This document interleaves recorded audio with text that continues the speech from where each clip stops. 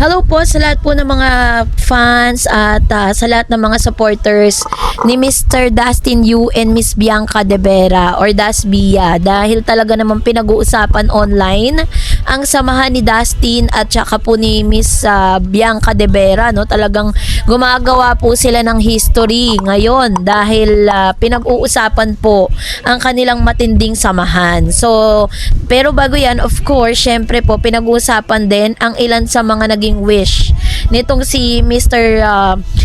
Dustin Yu para kay Miss Bianca, no, yung kanyang kaarawan. So yun yung pag-uusapan natin maya-maya lang. But before that, if you haven't subscribed yet to my YouTube channel, please don't forget to like, share, and subscribe at i-hit mo na rin ang notification bell for more showbiz updates. Of course, bago tayo magpatuloy sa ating updates for today's video, nais ko pong pasalamatan kayo for always watching and trusting this channel. Thank you so much sa inyong laging panonood at palagi ang pagsubaybay sa mga updates po natin. Maraming salamat po. And for today's video, ayan, so bago tayo magsimula, of course, batiin natin si Miss Bianca dahil siya po ay nag-celebrate ng kanyang kaarawan. Ang kaarawan, 6 days ago, sinelebrate ni Miss Bianca ang kanyang birthday. Of course, kasama po si Mr. Dustin Yu. Sa social media kasi, muling pinag-uusapan ng mga netizen at tagahanga ang tambalang Das Bia. Matapos mag-post si Dustin Yu ng isang napakatamis at masayang birthday greetings para kay Miss Bianca De Vera.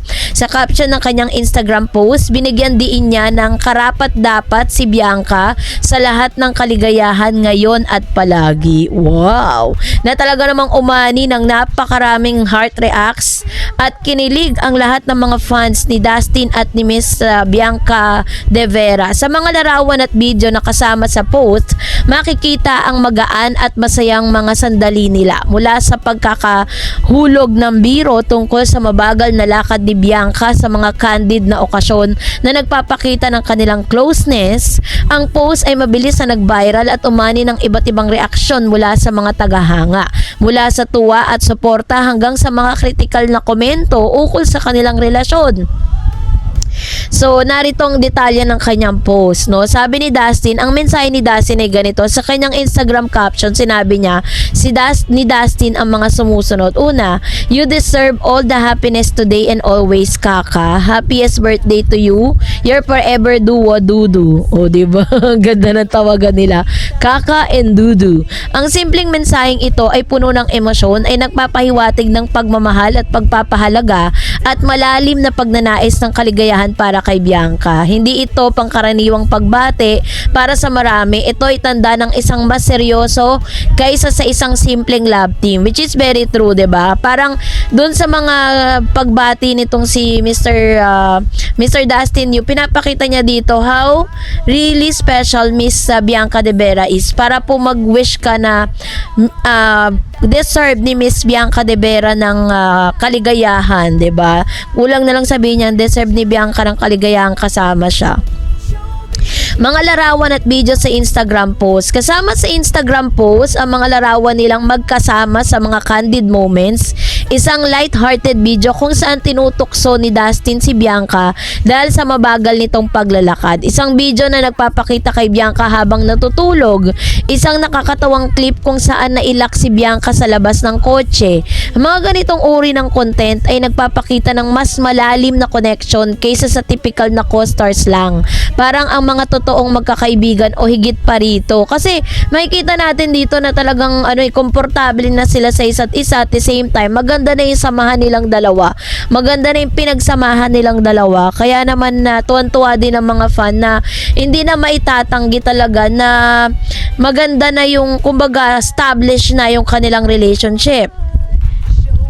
So, ang tambalang Das Bia, matagal nang pinag-uusapan ng tambalang Das Bia, isang love team na nabuo sa loob ng Pinoy Big Brother Celebrity Collab Edition or PBB sa loob ng bahay ni Kuya. Naging sentro sila ng atensyon ng mga manonood dahil sa kanilang natural na chemistry at magkatuwang na pagharap sa mga hamon ng palabas. Marami ring mga fans na nagtaguyod ng kani-kanilang mga tambalan bilang sa mga kasalukuyang showbiz scene na may mga fan at fan song songs at iba pang mga creation na umiikot sa kanilang dance bonding moments.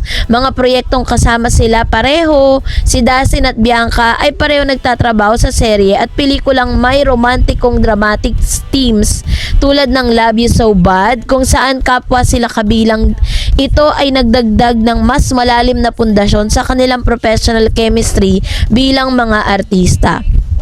Mayroon din nalalapit na teleserye na The Secret of Hotel 88 na sinasabing tatalakay ng mga tema ng pag-ibig at pagkakaibigan, kung saan kasama rin sila sa ensemble cast. Biruin ninyo ha, si Miss Bianca De Vera at Dustin Yu, kakabago lang po nila na mga talagang masasabi mo na ngayon pa lang talaga umaalagwa yung kanilang career at hindi sila nauubusan ng proyekto. Lagi po silang hindi sila nababakante, especially Miss Bianca De Vera. So dahil dito may mga positive reaction mula sa mga netizen. Maraming netizen ang natuwa at nagbigay ng positive vibes sa birthday greeting si Dustin. Ang ilan ay nagsabing ito na ang isa sa pinaka-sweet gesture at patunay na tunay na paghanga ni Dustin Yu kay Bianca. Hindi lamang bilang co-star, kundi bilang espesyal na tao sa kanyang buhay. May mga fans din na nagsabing ang mensahe ni Dustin ay hindi lamang normal na birthday shoutout, ito ay isang public declaration ng respeto at caring. Wow! Of course, syempre, hindi rin mawawala ang ilan sa mga critical reaction, So, may mga netizen na humamon sa authenticity ng manifesto at nagsabing baka ito ay may manipulative o promotional na layunin, lalo na kung isaalang-alang ang industriya ng showbiz at love team branding. Ang iba ay umaatake sa dynamics ng tambalan, inuugnay sa iba pang love team na mas popular tulad ng Wilka, isang pairing ni na Will at Ashley at Bianca na mas nauna sa industriya bago pa ang Dasbia. Ang komentong ito ay nagpapakita kung gaano ka fanatical at emotional ang mga fan bases sa Pilipinas na minsan ay hindi umiiwas sa paglalagay ng pressure o judgment sa mga artista base sa kanilang public image. So, talagang di may iwasan na may mga anti-Dasbia, meron din naman mga anti-Wilka. Pero all in all, saan man kayo doon is masasabi natin na mga supporters din kayo, 'di ba? Pero isa lang po ang may papayo natin sa inyo na wag natin sila masyadong pangunahan. Wag natin pangunahan si Bianca sa kung ano man yung magiging desisyon niya sa buhay, 'di ba? Kitang-kita naman natin na si Dustin talaga yung gusto niya. Sabi diyan, mas malawak ang konteksto ng love team sa Pilipinas. Ang kahalaga ng love team sa showbiz ng Pilipinas, ang love team ay hindi lang basta promotional pairing, hindi lang basta promotional na patungkol sa kanilang kultura. Ito ay isang strategic na paraan upang madagdagan ng appeal, project bookings at fandom ng engagement. Maraming love team ang tumatagal ng taon at nagtatayo ng malalaking fan communities. Kaya naman ang tambalang Dasbia ay isang halimbawa doon, Although sabihin na natin na talagang talagang ini-establish po sila ng ABS at ng GMA kasi magkaibang network silang dalawa, 'di ba? Pero tingnan niyo naman, 'di ba? Talagang paraan na rin talaga ng Diyos 'yon na talagang magkasama silang dalawa kahit magkaibang mundo sila. Kasi yung isa, si Bianca kasi dahil she's from ABS-CBN, there are a lot of parang opportunities na naghihintay sa kanya dahil pwedeng maipartner siya sa iba, 'di ba? Kasi from ABS siya Ganon din naman si Dustin Yu. Kaya kung sakali man na mangyari yon, pero alam ko po mangyayari yan, matagal pa yan kasi nangyayari rin yan sa ibang mga love teams, 'di ba? Ang gagawin muna dyan sa kanilang tambalan is pagtitibayin muna sila. Yung talagang gagawing stronger yung kanilang relationship as friendship or as a serious relationship bago po sila bigyan ng panibagong projects kasama ang iba. Pero matagal pa mangyayari yun. Enjoy muna natin ang Dasbia, 'di ba? Kaya naman, salamat po sa inyong panonood. Huwag niyong kalimutan mag-like, mag-share at i-subscribe niyo na po ang aking channel for more Dasbia updates. Thank you for watching, guys. God bless everyone.